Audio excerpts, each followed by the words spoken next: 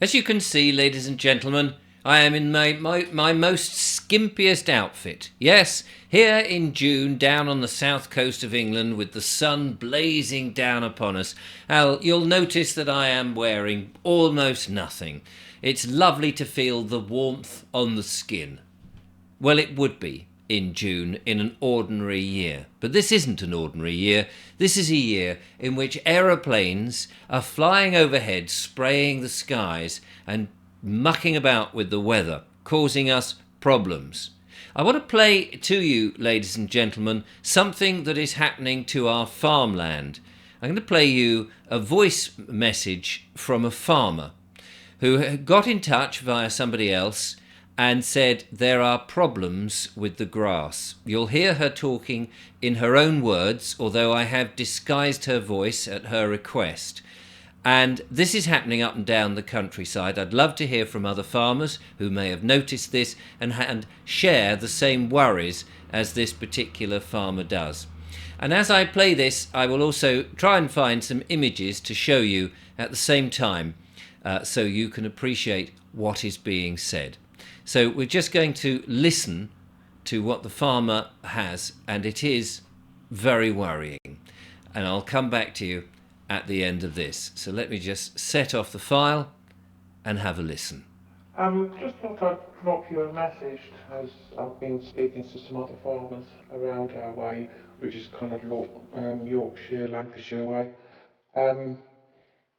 Because our grass seems to have gone into winter mode like it does in October. Um, the fields that we've cut for silage so far, which is only 2 fields and a bit round the outside of our old meadow, is not growing back, which it should be doing. And then we haven't been able to cut our other fields that we've got to shut off for hay and more silage, just the weather hasn't allowed that to happen. But now we're worried that those aren't going to grow back either. We really need them to do a second cut off them. And it's weird because the fields that we have, where our stock are actually on at the moment, the grass in those fields it's kind of got an orange rusty kind of tinge to it. And the cattle are scaring out on that. We thought, oh gosh, we're going to have to worm them early, much earlier than we normally do, because we normally just do them in the autumn just before they're coming in.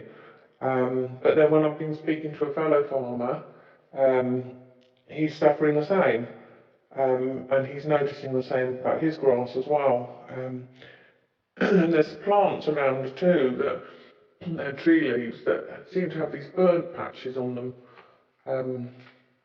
They're not, green and flourishing. Some areas are, but other bits of them have these patches. So I don't know. It's got to be coming down from above. That's all. It's definitely got to be what's coming down from the skies that's causing this and causing the cattle to scour out. And it's the same as some of the lambs have been scouring out as well. But I mean, I don't know. It's a worry because you think, well, if the grass isn't growing back, how are we going to get enough forage for them for winter?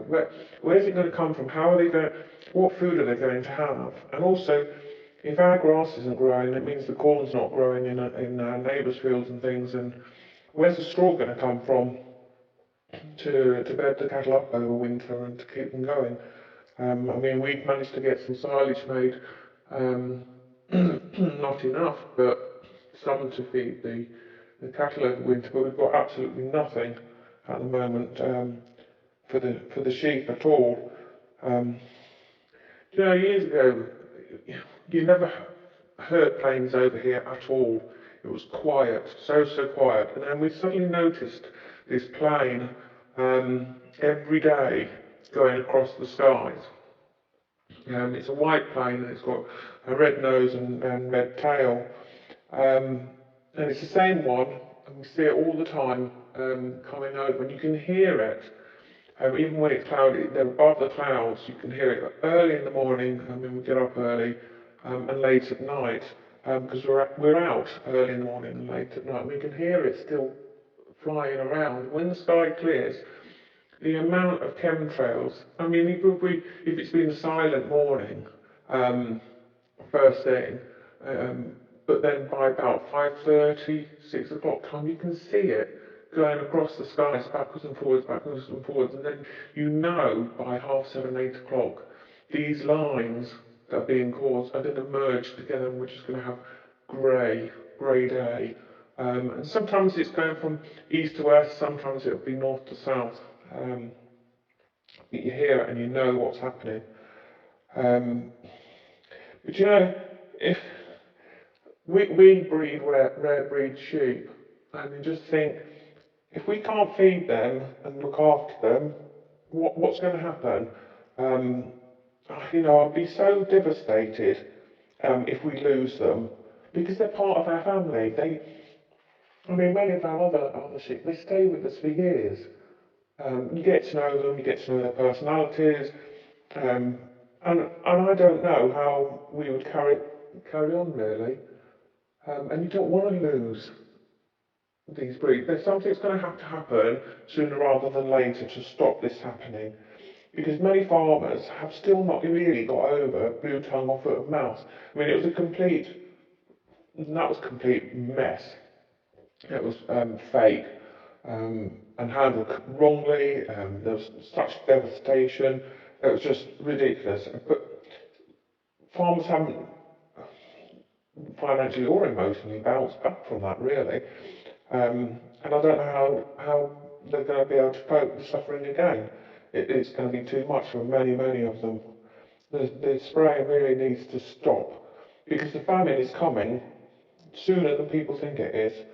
If we can't feed the stock, we won't be able to feed ourselves either, and then there's not going to be the food in the shops for next year, or even at the end of this year. It's just, I don't know, we need the good people to start sorting this out ASAP. I don't know how, I don't know how we can do it, but we need to do it, and we need to do it sooner rather than later. We need to all get together and work on the same hymn sheet and save farming. Farming is, it's everything. Without farming, you've got nothing. And unfortunately, sometimes we feel like we're used to battling through bad situations, and we're strong. We're used to fighting on, but this is like a constant barrage for the last few years, where you're battling, and nobody's fighting our corner. And all the big organisations that say they're fighting our corner aren't. They're not for us at all. They're all mouthpieces for where the money is. That's my view anyway. But we've got to save farming. Anyway, have a good day. Bye.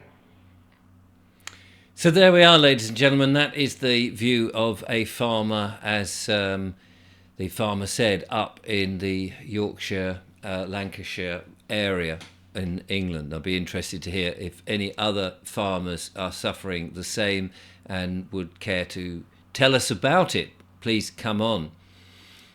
This is not something that we can tolerate, and it's not something that we will survive from if the food that feeds the stock, as the farmer said, is being poisoned.